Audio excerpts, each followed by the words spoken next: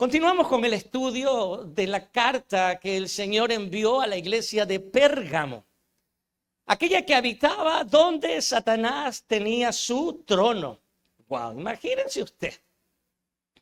Y el domingo anterior, lo primero que hicimos fue ver algunos aspectos de esta ciudad, para de esta manera poder entender mejor la carta que el Cordero ha enviado a los hermanos de esta ciudad. Luego de que vimos algunos aspectos de la ciudad de Pérgamo, nos dirigimos a la carta en sí misma. Esta está en Apocalipsis capítulo 2, verso 12. En el verso 12 encontramos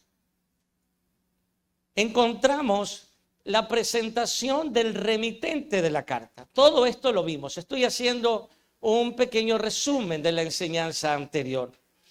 Y aquí vimos que el Señor Jesús, el Cordero de Dios, quien dirige la carta, se presenta como aquel que tiene la espada aguda de dos filos.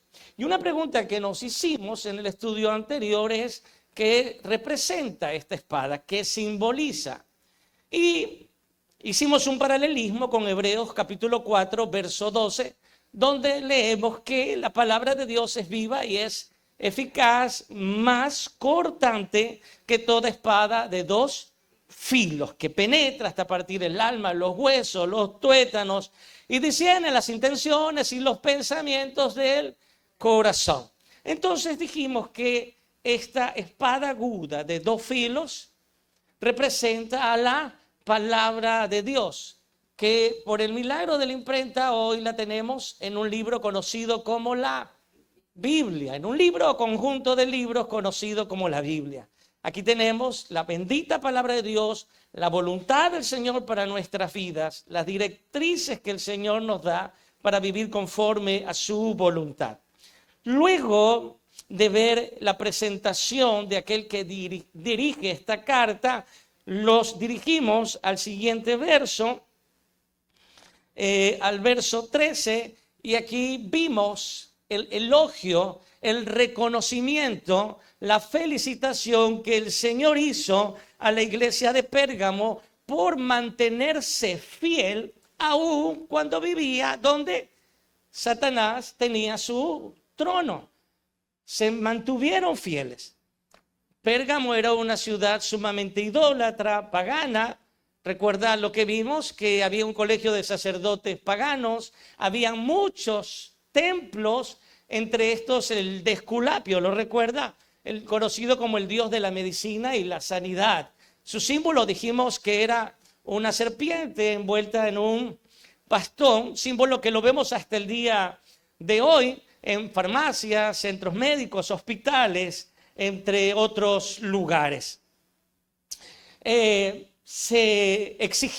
Pérgamo se exigía adoración al emperador, al César, e incluso en el verso 13 se hace referencia a un tal Antipas, y el Cordero dice: mi siervo fiel. Se mantuvo fiel Antipas, aunque esto le costó la vida.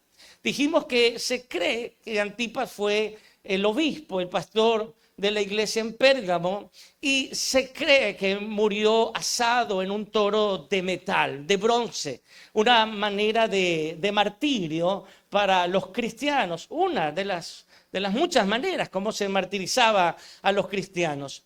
Se les ingresaba en un toro grande de metal y luego se encendía, se prendía fuego, y literalmente las personas morían calcinadas, morían quemadas, asadas. Y en todo este contexto, por todo esto y por muchas otras cosas más, a Pérgamo se le conocía como la ciudad donde Satanás había construido, tenía su trono, tenía su propio templo, y el Señor le felicita a los hermanos de esta ciudad de Pérgamo porque se mantuvieron fieles, aún en medio de este sistema mundano, aún en medio de toda esta dificultad. Ellos perseveraron en la fe, ellos no se rindieron al César, ellos no adoraron al César, aunque esto en muchas ocasiones le costaba la vida. Y haciendo un alto y un paréntesis, aquí hay una invitación a la iglesia del siglo XXI a mantenerse fiel en medio del sistema en el cual nos encontramos. A mantenerse fiel, a mantenernos fiel, amados hermanos. A no doblar nuestras rodillas al César, al emperador del siglo XXI. Pase lo que pase, venga lo que venga, nos vamos a mantener. Nos tenemos que mantener fieles, como sucedió con nuestros hermanos en la ciudad de Pérgamo. Y hoy continuamos, habiendo ya hecho un resumen del estudio anterior, continuamos con el estudio de esta carta y nos dirigimos al verso 14. Estamos en Apocalipsis capítulo 2. Estaremos leyendo la nueva versión internacional. Y aquí viene inmediatamente un reproche. Después del reconocimiento, viene un reproche muy marcado. Claro, ninguna iglesia es perfecta. Ninguna iglesia es perfecta. En toda iglesia hay cosas buenas, pero también cosas que corregir. Esto sucedió con la iglesia de Pérgamo y es lo que sucede con cada una de las iglesias. Y siendo así, este reproche particularmente fue para Pérgamo, pero hoy también es para cada una de las iglesias del mundo y definitivamente este reproche también es para nosotros. El elogio fue para Pérgamo y es para nosotros, y el reproche fue para Pérgamo y hoy es para nosotros. Y por eso debemos estar atentos, hermanos, a este reproche y no ser ajenos a él. Al contrario, debemos hacerlo nuestro. Es como si el Señor hoy día está hablando directamente para la iglesia de Guayaquil y específicamente para Ministerios Rey de Gloria. Y específicamente tenemos que creer que es para mí. Amén. Amén. Muy bien. Vamos a ver el reproche. No obstante, mire, no obstante, tengo unas cuantas cosas en tu contra. Que toleras ahí a los que se aferran a la doctrina de Balaam. Subraya esa expresión, tolerar la doctrina de Balaam. El que enseñó a Balac a poner tropiezo a los israelitas, incitándolos a comer alimentos sacrificados a los ídolos y a cometer inmoralidades sexuales. Vamos a centrarnos en este reproche que el Señor hace a Pérgamo. Y para entenderlo, necesitamos irnos al Antiguo Testamento, al libro de Números. Usted hoy día solo lo va a apuntar. En Números, desde el capítulo 22 al 25, vemos toda esta historia. Por cuestiones de tiempo es imposible leer aquí todos estos capítulos, pero usted tiene que hacerlo en su casa.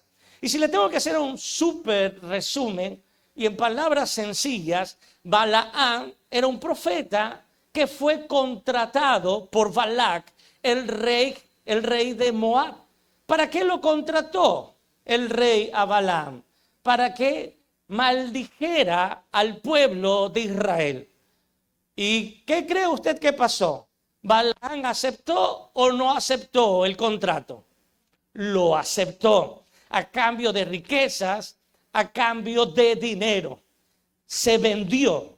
El profeta se vendió. Y este es el punto, ojo. Ahora, ¿qué pasó? El Señor no permitió que Balaam maldijera a su pueblo. Aunque lo intentó en 3 ocasiones, el Señor no lo permitió. Y aquí hay una enseñanza que no podemos pasar por alto, amados hermanos. Y esta es que Dios no va a permitir jamás que alguien maldiga a sus hijos, que alguien maldiga a su pueblo. Y si usted es hijo de Dios, si usted ha creído en Jesucristo y lo ha aceptado como Señor y Salvador, usted es hijo de Dios. Si usted ha creído en Jesucristo y lo ha aceptado como Señor y Salvador, usted es parte del pueblo de Dios. Y si usted es un hijo de Dios, si usted es pueblo de Dios, el Señor jamás permitirá que haya una maldición sobre su vida. Y esto debe darnos tranquilidad y debe darnos confianza.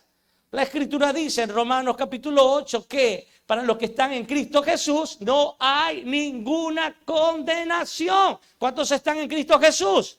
Entonces no hay ninguna condenación, ninguna maldición, ni para ti, ni para tu vida.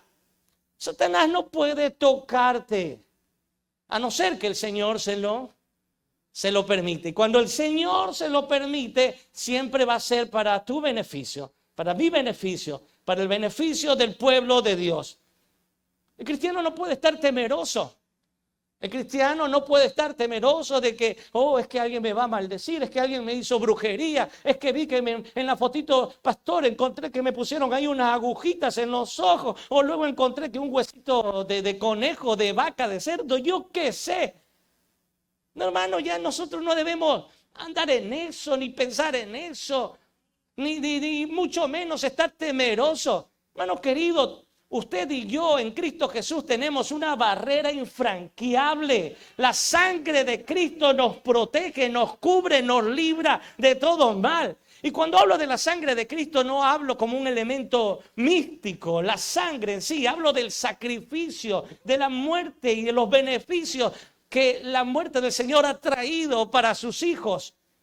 Hermano, pueden contratar al mejor brujo del mundo, pero ningún arma forjada tocará a sus hijos, tocará a la iglesia del Señor. Ningún arma forjada tocará a su pueblo, porque vivimos bajo la cobertura del Dios vivo, porque vivimos bajo la sombra de Cristo, porque vivimos bajo la sombra del Altísimo. Y esa tiene que ser nuestra seguridad. No hay maldición que nos pueda tocar. Pastor, y lo de las maldiciones generacionales, ya lo he enseñado 1000 veces, hermano. En el momento que nos volvimos a Cristo, toda maldición fue abolida, fue quebrantada, hermano querido. Ya hemos hablado, Ezequiel capítulo 18 debería darle fin a todo esto. Ya no se repita más este refrán en Israel. Los padres comieron las uvas agrias, a los hijos se le destemplaron los dientes. Todo era algo que creía en el pueblo en la antigüedad, que los hijos tenían que cargar con el pecado de los padres, y creía en estas maldiciones. Por eso es que Balac ha contratado a Balaam para que maldiga al pueblo de Dios, pero no lo ha logrado y no lo va a lograr con ninguno de nosotros. Así que debemos vivir confiados, tranquilos. El Señor está con nosotros. Él es nuestro escudo. Él es nuestra bandera, hermano querido. Él es nuestra torre fuerte. Él va delante de nosotros como guerrero valiente. Él va delante de su pueblo. Usted camine confiado. Usted camine confiado. Camine conforme a la palabra del Señor, hermano. Y usted cuenta con la protección del Señor. Eso téngalo por seguro. Volviendo a Balaam, como no ha logrado maldecir al pueblo de Israel, ahora él tiene una idea que solo puede surgir de un corazón perverso, de un corazón que ha perdido toda sensibilidad. Y esta es que las hijas de Moab, es decir, las mujeres de este pueblo de Moab, seduzcan a los hombres israelitas con sus encantos, haciéndoles el baile del vientre y yo que sé cosas más. ¿Cuál era el objetivo de que estas mujeres seduzcan a los israelitas? Que terminen teniendo relaciones sexuales con ellas. Y una vez logrado esto, los israelitas, los varones, empiecen a adorar a sus dioses y ofrecer sacrificio a los dioses de Moab. Y sucedió así. Leamos Números, capítulo 25, verso 1.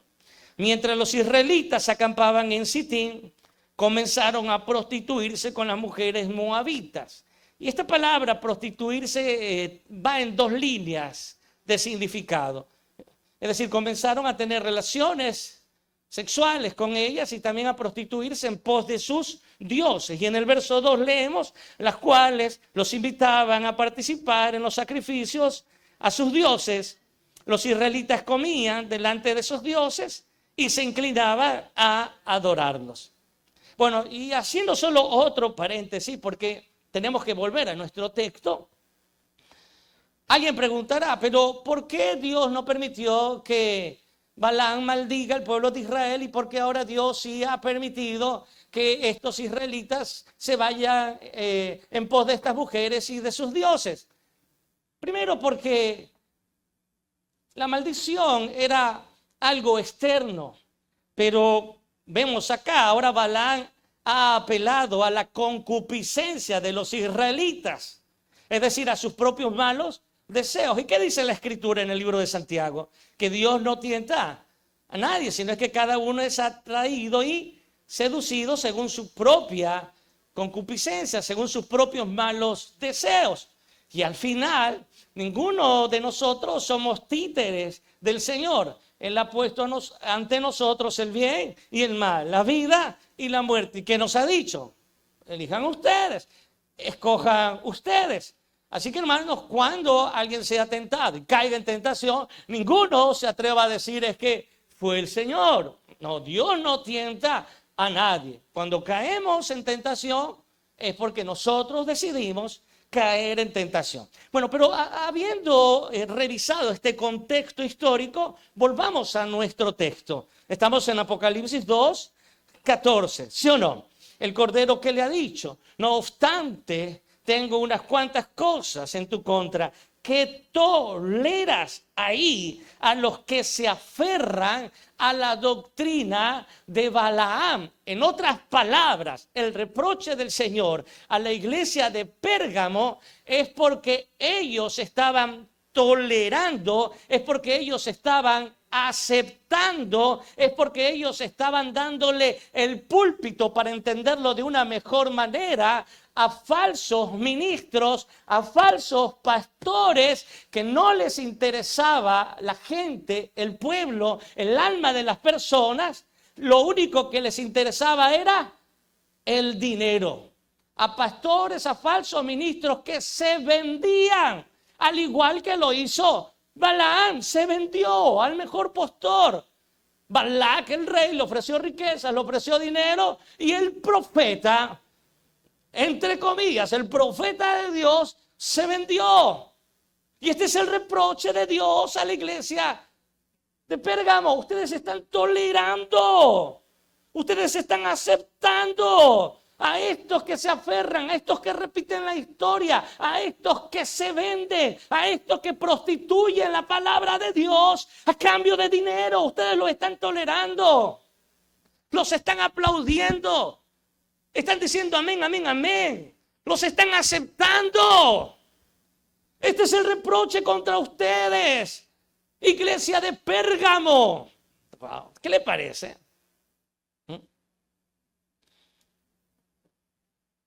A estos falsos ministros no les interesan las ovejas. ¿Qué les interesa? La lana de las ovejas. Y para eso, ¿qué tienen que hacer? Prostituir la palabra del Señor.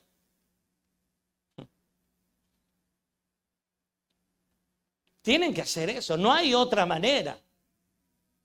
Pero avancemos un poquito más. Avancemos al verso 16, por favor.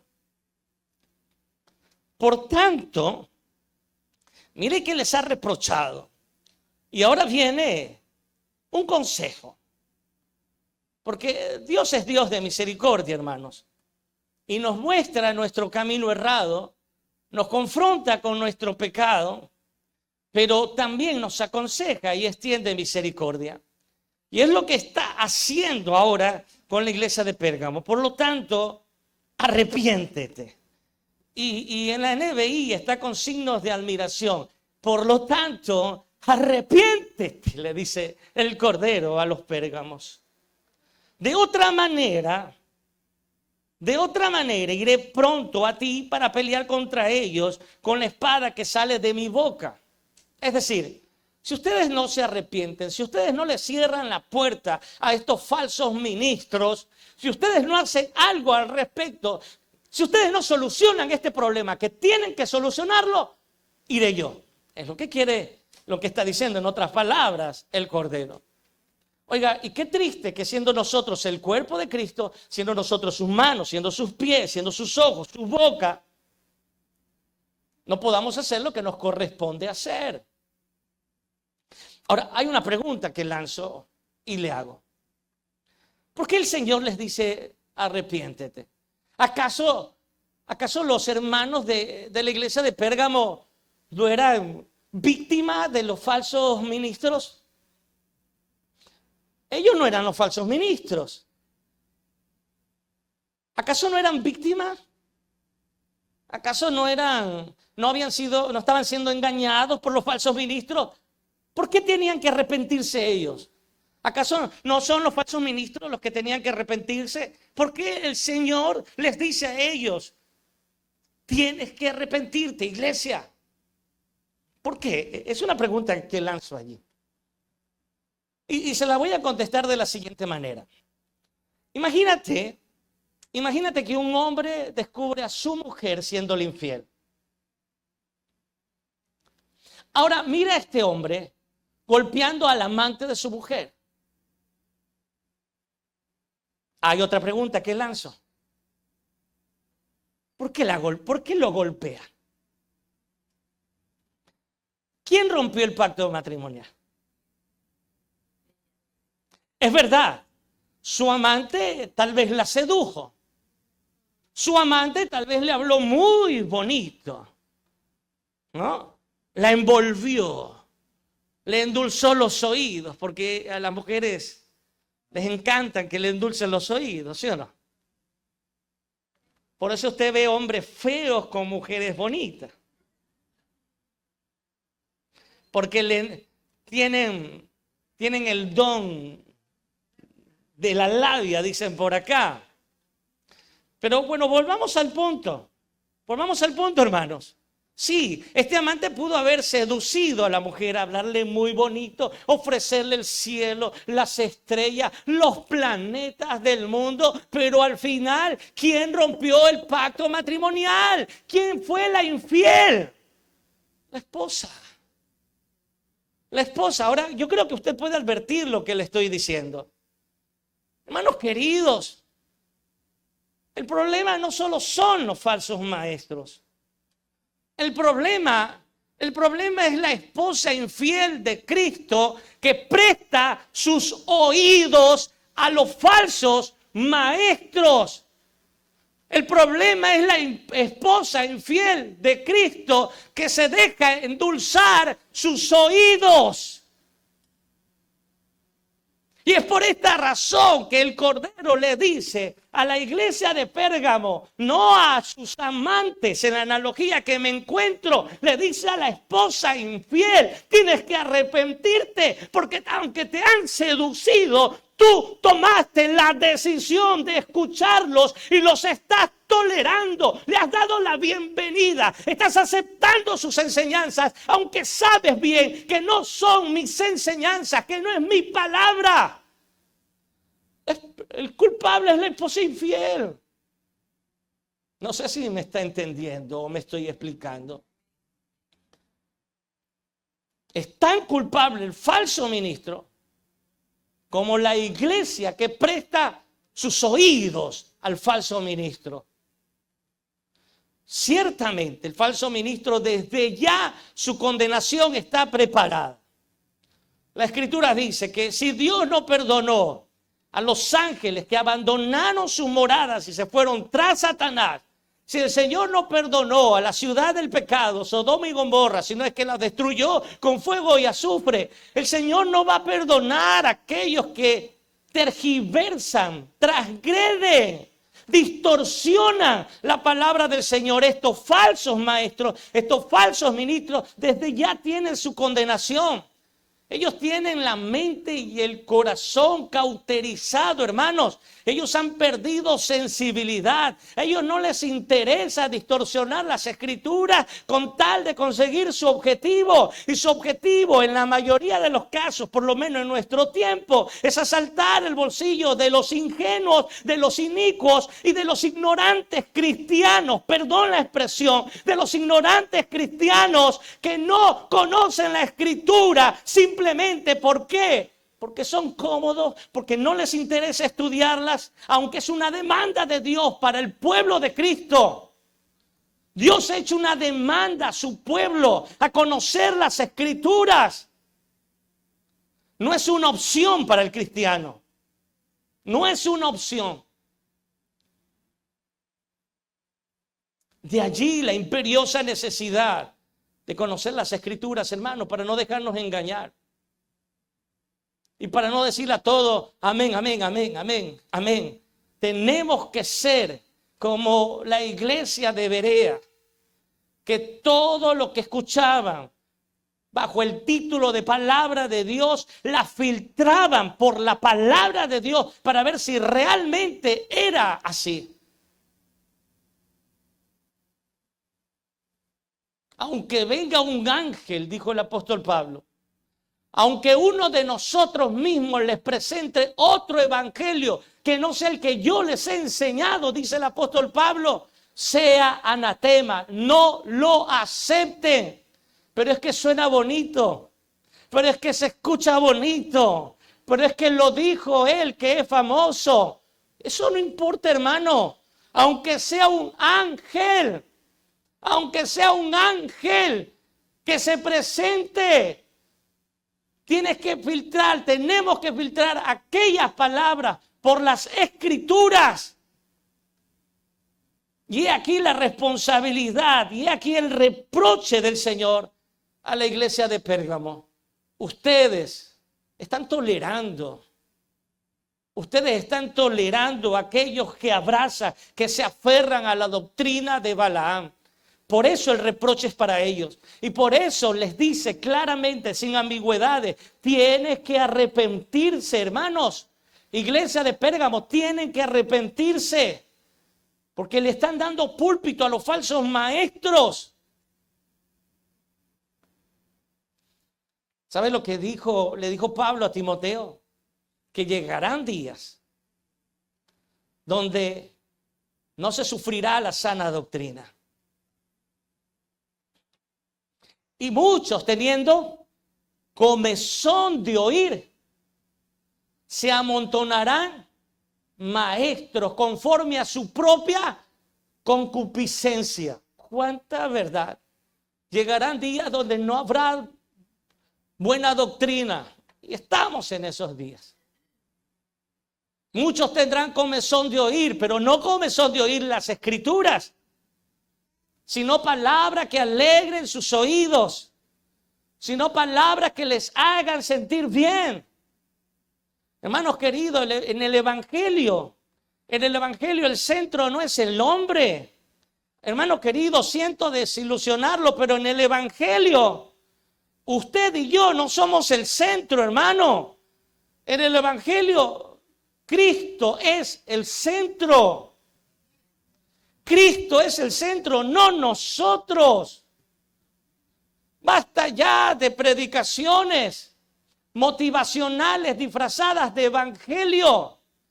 Basta ya de circos disfrazados de evangelio. El evangelio es la palabra de Dios y en muchos momentos va a sonar ofensivo. Porque el evangelio es ofensivo para el hombre, hermano. Y a las personas no les gusta la ofensa del evangelio. Por eso, ¿qué ha dicho Pablo? Se amontonarán, se harán maestros conforme a sus propias concupiscencias. No sé si lo entiende. Es decir, conforme a sus propios deseos. En otras palabras, cada cristiano busca la iglesia y busca el pastor que quiere tener y le conviene tener. Y sé que esto puede sonar muy arrogante, hermano, esto que le voy a decir, pero es una verdad. Cada cristiano tiene el pastor que quiere y que merece tener. ¿Ha escuchado usted un refrán que dice, dime con quién andas y te diré quién eres? Y yo le voy a enseñar un nuevo refrán. Dime en qué iglesia congregas y quién es tu pastor y te diré qué clase de cristiano eres. Dime en qué iglesia congregas, dime quién es tu pastor, dime qué enseñan en tu iglesia, dime qué predica tu pastor y yo te diré qué clase de cristiano eres. Sé que suena arrogante, pero es una verdad, hermano. Cada uno busca la iglesia que quiere tener. Aquel que quiere que le endulcen los oídos, busca una iglesia que le endulcen los oídos. Que le diga, amén, tú puedes, hermano, vamos, tú puedes, adelante, saca todo lo que hay en ti. Vamos, vamos, vamos. Sigue al Señor, trae tu dinero y el Señor te va a dar mucho más. Y allí sí la gente va al altar y entrega todo, hasta el calzoncillo lo entrega, porque yo quiero, lo que ellos buscan es el Dios dinero. Lo que ellos buscan es el Dios dinero. Ellos van a la iglesia porque buscan dinero. Como que si fuese una casa de apuestas. Doy dinero para que Dios me dé más dinero, porque eso es lo que me enseñan en el altar. Es asqueroso lo que está sucediendo hoy en día. Es asqueroso. Se ha cambiado la palabra de Dios. Se la ha pervertido, se la ha prostituido, se la vende al mejor postor. Hermano, estoy hastiado de eso. Como hombre estoy frustrado, desilusionado, triste. Ver cómo hoy en día se maneja la iglesia de Cristo. Cómo hoy en día se entrega liderazgo solo porque llega un hombre, llega una familia influyente o que tiene poder económico. La iglesia del Señor no es una empresa. La iglesia del Señor no es algo familiar. La iglesia del Señor es el cuerpo de Cristo. Y no se puede estar entregando liderazgo a personas fuera de su fidelidad y del proceso, sino simplemente porque nos conviene. Hermano, esto ha sucedido desde siempre y nunca cambiará. Pero es aquí donde tenemos que tener claro el reproche del Señor y el consejo del Señor. La iglesia no es una casa de apuesta, hermano. Es lo que nos enseñan hoy en día. Dale al Señor para que Él te entregue más. ¿Qué es esta perversión de las Escrituras, hermano querido? ¿Qué es esto? Pero lamentablemente esto es lo que la gente busca. Esto es lo que la gente busca, hermano. Esto es lo que la gente quiere. Esto es lo que la gente aplaude. Pero cuando llega a una iglesia donde se predica el evangelio, parece ser que muchos han sido vacunados contra la palabra de Dios. Y muchos dicen, no, es que en esa iglesia no hay poder. En esa iglesia no hay fuego.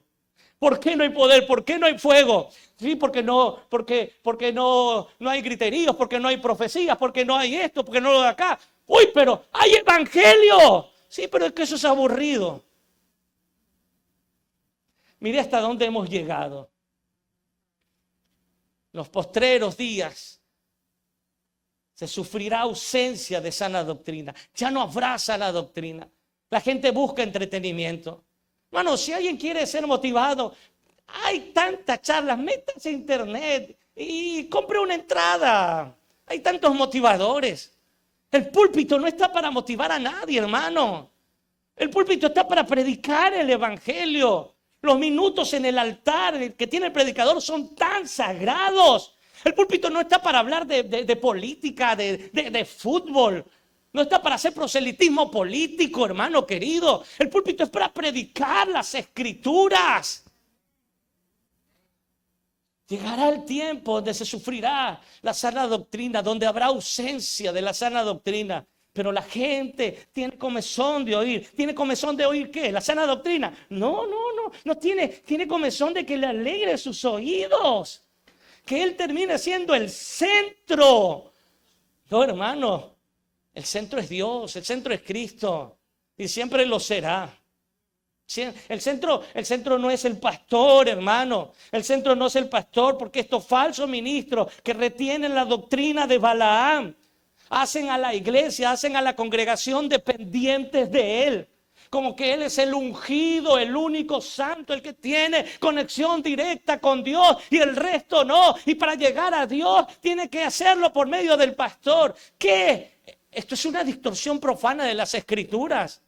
En medio, el mediador entre Dios y los hombres es nuestro Señor Jesucristo, no el pastor. El pastor es uno más del cuerpo de Cristo. Yo aquí soy uno más del cuerpo de Cristo, siervo de Cristo y consiervo suyo. Amados hermanos, aquí hay una sola cabeza. Es Jesucristo el Rey, el dueño, el esposo de su iglesia. Pero allí está el reproche. Estás tolerando a los que retienen la doctrina de Balaam. ¿Por qué? ¿Por qué? Mira, hermano, muchos cristianos congregan en una sinagoga de Satanás, no porque son víctimas, sino es porque es allí donde quieren estar. Es allí donde quieren estar, hermano. Así de sencillo. Sé que es fuerte esta palabra, pero es la palabra de Dios. El Señor Jesús le dijo, ¿y les ofende? ¿Les ofende? Les dijo el Señor Jesús a los discípulos. Ya cuando muchos se habían ido porque eran ofensivas las palabras del Señor, y Él ahora les dice a los discípulos, ¿y ustedes también están ofendiditos? ¿También quieren irse? Váyanse. Quieren irse, váyanse, pero yo no voy a cambiar mi palabra. El evangelio es como espada de doble filo, es la espada aguda, porque así el Señor comienza esta carta presentándose. Soy aquel que tiene la espada de dos filos, la espada aguda de dos filos. El evangelio es así, hermano. El evangelio nos confronta nuestra manera vana de vivir, confronta nuestro pecado, y aleluya por aquello. Porque la única manera de que el tumor cancerígeno salga del cuerpo es extirpándolo. Y esto va a ser doloroso, sí, pero es la única manera de salvar la vida, hermano. Y este es el objetivo del evangelio, confrontarnos con nuestro pecado, con nuestra vana manera de vivir para salvarnos la vida.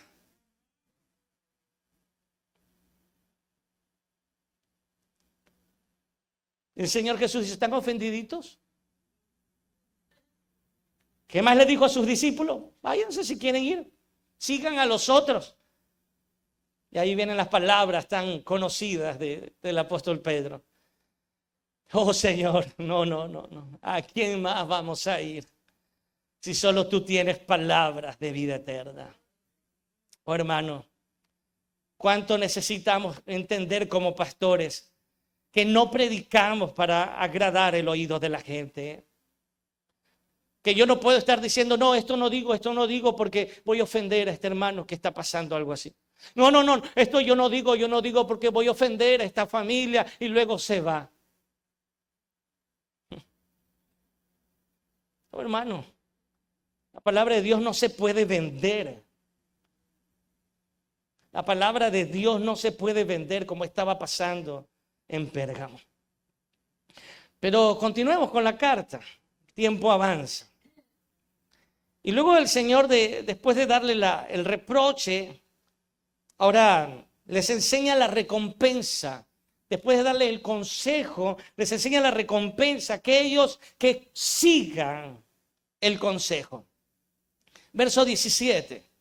El que tenga oídos, que oiga lo que el Espíritu dice a las iglesias. ¿Cuántos tienen oídos aquí? ¿Cuántos tienen oídos? ¿Qué dice el Señor? El que tenga oído, oiga lo que el Espíritu dice a la iglesia. Así que si tenemos oídos, hermano, oiga. Y si no quiere oír, tápese. Pero eso será su responsabilidad. Al que salga vencedor, le daré del maná escondido. Y le daré también una piedrecita blanca en la que está escrito un nombre nuevo que solo conoce ¿quién? El que lo recibe. Aquí vemos cómo el Señor promete dos cosas al que venciere. Primero dice, les daré del maná escondido. ¿Qué era el maná? Era un alimento que el Señor proveyó a su pueblo cuando estaban en el en el desierto. Ya todos conocemos esa historia. Pero aquí el Cordero habla no solo de un maná, sino de un maná escondido. Y la pregunta es, ¿qué es o quién es este maná escondido? Juan 6:48. El Señor Jesús da la respuesta. Yo soy el pan de vida. Verso 49. Vuestros padres comieron el maná en el desierto y murieron. Este es el pan que desciende del cielo para el que de él come no muera. Aquí Jesucristo se presenta como el pan de vida, como el maná. Miren lo que dice el Señor. Vuestros padres comieron en el desierto maná, pero al final, ¿murieron o no murieron?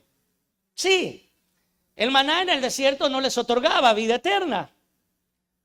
Les alimentaba, saciaba su sed, su hambre, pero no les proveía vida eterna. Y por eso, aunque todas estas personas fueron testigos del milagro de Dios, de la provisión de Dios, de la providencia de Dios, al final todos ellos, cuando cumplieron su tiempo en la tierra, todos murieron. Pero ¿qué dice el Señor Jesús? Más el que coma de mí, yo soy el pan que desciende del cielo, el que de mí come no morirá. Qué hermoso el Señor aquí. Mire la recompensa. Aquel que de él come. El maná escondido es Cristo. Lo que nos está ofreciendo, lo que nos está enseñando es que hay la recompensa de la vida eterna, amados hermanos, de la vida eterna. Y es aquí donde el cristiano debe entender que la muerte no es el final de todo. La muerte es el comienzo de una vida a la presencia del Señor. Y es por eso que el apóstol Pablo ha encarado a la muerte. ¿Y qué le ha dicho? Oh muerte, ¿dónde está tu aguijón, muerte? Oh sepulcro, dime, ¿dónde está tu victoria? Escuché que estas fueron las últimas palabras del pastor John MacArthur y luego expiró. Increíble, ¿no? Increíble, oh muerte. Es como aquel niño pequeño que está en la escuela y tiene aquel amigo que le hace bullying, así se conoce ahora, ¿no? Que se burla de él por alguna situación. Y entonces el niño va a la casa y tiene un hermano mayor. Y el hermano mayor al siguiente día va a la escuela y dice, a ver, dime quiénes son esos manes que te están molestando. Y el hermano mayor, más grande, con más edad, se acerca a estos pequeños ofensores, infractores, y les dice, ustedes están molestando a mi hermanito, ustedes son, ¿no? Y ahí el niño les dice, a ver, ¿dónde está? Pues aquí está mi hermano, con él, a ver, con él ahora sí métanse. Es así que el apóstol Pablo se enfrenta al gran enemigo de la muerte y les dice, oh muerte, dime dónde está tu aguijón, dónde está tu victoria, oh sepulcro, ¿dónde está lo temible que hay en ti? Cristo Jesús venció a la muerte. Y aunque el cristiano, sí, tiene que morir en esta tierra, pero no muere eternamente. Tenemos seguridad de vida eterna, amados hermanos. Y esta es la recompensa que el Señor ofrece a Pérgamo y a cada uno de nosotros. Vivimos como aquellos que tienen esperanza. Hay algunos hermanos de esta iglesia local que ya han partido a la presencia del Señor. Y puedo recordar a algunos de ellos con mucho amor y cuando los recuerdo con mucho sentimiento. Pero descanso en esta promesa. Y sé que ellos no han dejado de existir. Sé que ellos están vivos a la presencia del Señor. Porque nuestro Dios no es Dios de muertos. Nuestro Dios es Dios de vivos. ¡Qué hermosa promesa! He allí, hermanos. Tenemos que comer del pan, del maná. De este maná escondido. De este maná escondido. Y luego la siguiente promesa y la última de la carta dice, y le daré también una piedrecita blanca en la que está escrito un nombre nuevo que solo conoce ¿quién? Que solo conoce el que la recibe. Se ha hablado mucho de la piedrecita blanca. hay muchas hipótesis, muchas teorías, pero parece ser que la más fiel en todo el contexto histórico es aquella que está relacionada con el premio que se le daba a los deportistas que habían quedado ganadores, vencedores. A ellos se les entregaba una piedrecita blanca. Ahora, ¿qué resultaba ser esta piedrecita blanca? Una entrada para una gran fiesta, para un gran banquete, para una gran celebración. Los vencedores acudían a esta fiesta y para entrar, ¿qué presentaban? Su piedrecita blanca. En ella estaba escrito el nombre del vencedor. Y esta piedrecita blanca era la garantía. Mire, esto es hermoso. Era la garantía de la entrada a esta fiesta, a esta gran celebración. Y parece ser que es en este contexto que el Cordero habla de la piedrecita blanca. Hermanos, así como el vencedor tenía la garantía de que podía entrar al gran banquete, a usted y yo ya nos ha sido entregada esta piedrecita blanca, hermanos queridos. Y esta representa la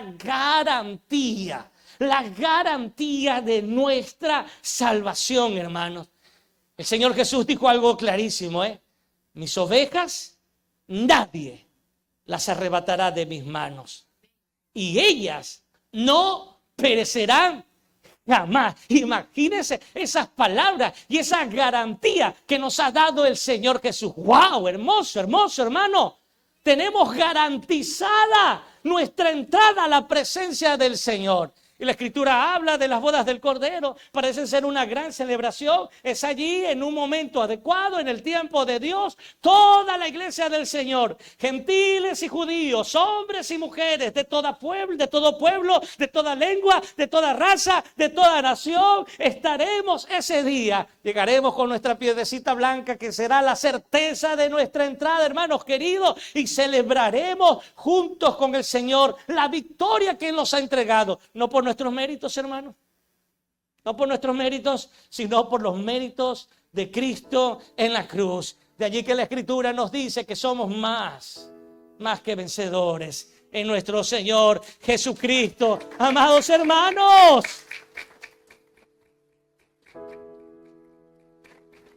y por cierto, se habla de un nombre nuevo, ¿no? Que solo conoce el que le recibe. Si a usted no le gusta su nombre, tenga esperanza. Hay un nombre nuevo. Cuando era pequeño, mi segundo nombre nunca me gustó, Damián. Porque en ese entonces se hizo famosa la película, creo que nunca me la vi, del Anticristo, Damián. Y los niños desde siempre han sido niños. Hemos sido niños. Entonces se me burlaban, me decían que yo era el demonio. Y recuerdo que cierto día, nuestra profesora de preparatorio, ahí está Miguelito. ¿Tú estuviste desde preparatorio, Miguelito? ¿Te acuerdas el nombre de ella? Yo sí. ¿Ah? Sofía. Nos hizo hacer una plana con el nombre. Dice, todos escriban su nombre, los dos nombres y los dos apellidos. Y yo no quería escribir mi nombre, porque teníamos que llenar todo un cuaderno. Al siguiente día teníamos que traer todas las planas con el nombre. Y cuando revisa mi cuaderno, ve que no está mi segundo nombre. Y me dice, Dillon, porque nos nombraba por el apellido. ¿Y qué? ¿No te sabes tu segundo nombre? No, me lo sabía bien. Y empieza a darme 1000 nombres. Esteban, no, 1000 nombres. Y entre esos nombres pasa por Fabián. ¿Damián? ¿Fabián? Sí. Y me escribió Carlos, Fabián, Dillon, Vera. La plana para mañana. Escribí como 10,000 veces. Carlos, Fabián, Dillon, Vera. Ya no era Damián, ahora era Fabián. No sé si no te gusta tu nombre, pero hay un nombre nuevo que el Señor nos da. Y no sé si será Fabián. Oh, aleluya, hermano. Al que salga vencedor, le daré de comer del maná escondido y aquella piedrecita blanca. Hermanos queridos, amigo querido, solo en Cristo Jesús podemos ser vencedores. Solo en Cristo Jesús. Solo en Cristo Jesús. Fuera de Él no hay nada. Fuera de Él no hay éxito. Fuera de Él no hay ganancia. Fuera de Él no hay esperanza. Solo en Cristo Jesús, hermano. Solo en Cristo Jesús.